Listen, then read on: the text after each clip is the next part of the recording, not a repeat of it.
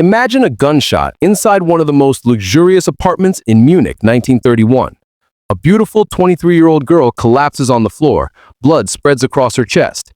In her hand, Adolf Hitler's personal pistol. Her name was Geli Raubal. She wasn't just some random girl. She was his niece.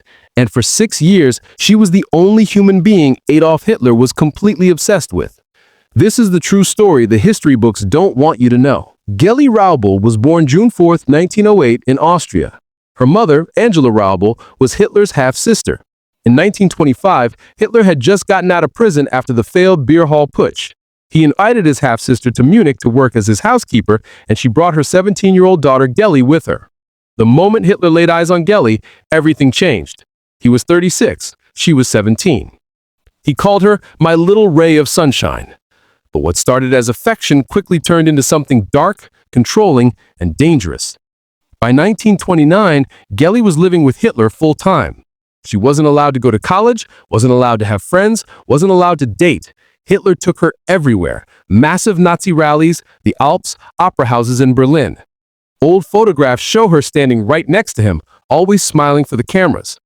But behind closed doors, she was a prisoner. Hitler assigned SS officers to follow her 24/7.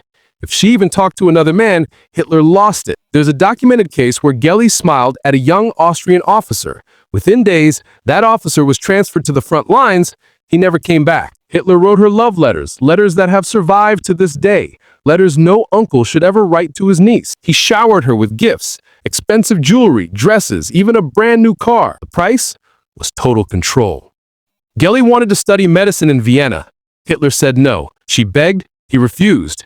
He told friends, "She belongs to me, only me." Then, in 1931, everything exploded. Geli discovered Hitler was secretly dating a 19-year-old girl named Eva Braun, his photographer. The fights became screaming matches that neighbors heard through the walls. On the night of September 17, 1931, the final argument happened. Geli demanded to be allowed to leave for Vienna. Hitler screamed, "You will never leave me. You are mine forever." He had a Nazi rally in Nuremberg the next day, so he stormed out of the apartment in rage, jumped in his Mercedes, and sped off. Less than 12 hours later, a single gunshot rang out. The maid found Geli on the floor of Hitler's apartment. She was wearing a simple dress. Hitler's personal Walther 6.35 pistol was beside her body. The bullet had gone straight through her heart. She was still breathing for a few minutes, gasping. Then she was gone.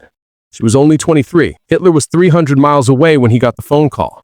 Witnesses said he dropped the phone, fell to his knees, and started sobbing uncontrollably. He canceled the rally and raced back to Munich, driving over 90 miles an hour through the night. When he walked into the apartment and saw Geli's body, he completely broke down. He picked her up, kissed her cold face, and whispered, "I couldn't keep you alive." For 3 days, Hitler refused to eat or leave his room. He ordered Geli's bedroom to be locked and never touched again. It became a shrine. He hung life-size portraits of her in every house he owned. Every year on September 18th, he locked himself away and cried for hours. But here's where the story stops making sense. There was no suicide note. No gunshot residue on Geli's hands. The bullet entered at a strange downward angle, like someone taller shot her from in front. The police investigation lasted less than 24 hours. Then every file disappeared.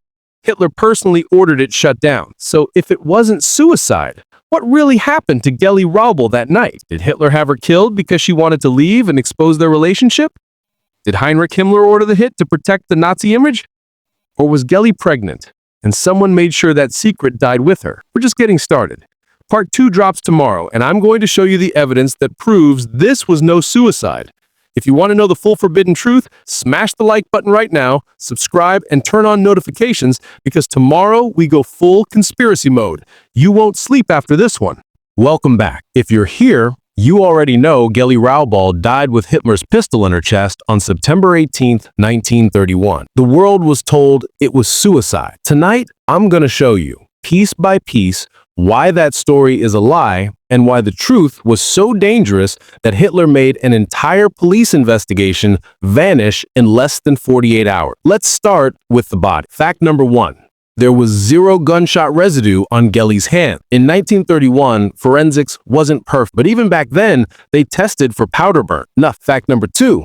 The bullet entered her chest at a sharp downward angle. Geli was 5'6". Hitler was 5'9". The wound path matches someone taller shooting from above, not a girl pressing a tiny pistol against her own heart. Fact number 3.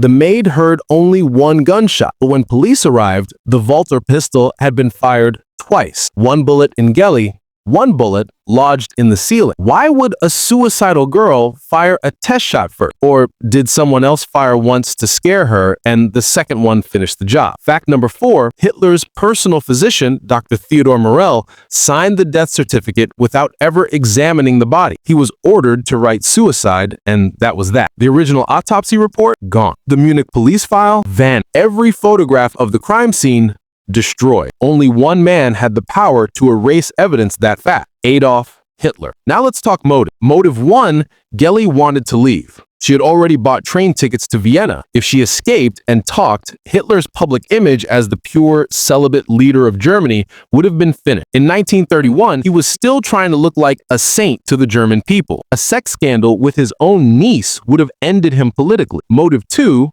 Heinrich Himmler. Himmler hated Geli. He called her a dirty little singer behind her back. He saw her as a threat to the perfect Nazi image he was building. Multiple historians say Himmler quietly told friends the Raubal problem has been solved. Those exact words. Motive 3, and this one is the dark. Rumors that Geli was pregnant. Former Nazi officials, including Otto Strasser, claimed Geli told friends she was carrying Hitler's child. If true, the scandal would have been apocalyptic. A dead niece is tragic. A pregnant niece murdered to hide an incestuous relationship, that would have brought the entire party down. So who pulled the trigger? Theory 1, Hitler ordered. He was in Nuremberg, yes, but he had a direct phone line to his Munich apartment. One call to an SS bodyguard, and it's over. Theory 2, Himmler's men staged it as suicide. They were experts at accidents. Theory 3, and this one keeps me up at night. Hitler came back early, they fought again, and in a moment of rage, he shot her himself, then fled and let his people clean it up. Whatever the truth is, Hitler's reaction after her death is undeniable proof she was the only person he ever truly loved. He became vegetarian overnight, refused to eat meat ever again because it reminded him of her corpse. He kept her bedroom exactly as it was for the rest of his life, a locked shrine. Every house he owned had life-size oil paintings of Geli watching over the room. Eva Braun was banned from ever entering Geli's old bedroom. Every September 18th, Hitler locked himself away, got drunk, and cried until morning. And the final proof came 14 years later, April 30th, 1945, Berlin bunker. Hitler marries Eva Braun, takes cyanide, and shoots himself. When his aides carried his body out to burn it, they checked his pockets one last time. Inside the left breast pocket, the one right over his heart, was a tiny, faded photograph. Not of Eva, not of his mother, of Geli Raubal. The same photo he had carried every single day since 1931. He died with her picture against his heart. Even in his final moment, he couldn't let her go. So here's the question I want you to answer in the comments right now. Do you believe Geli Raubal killed herself, or was she silenced forever because she knew too much? This story has haunted historians for almost a century, and the evidence shows one thing clearly. Whatever happened in that apartment, it was not a simple suicide. If this two-part series gave you chills,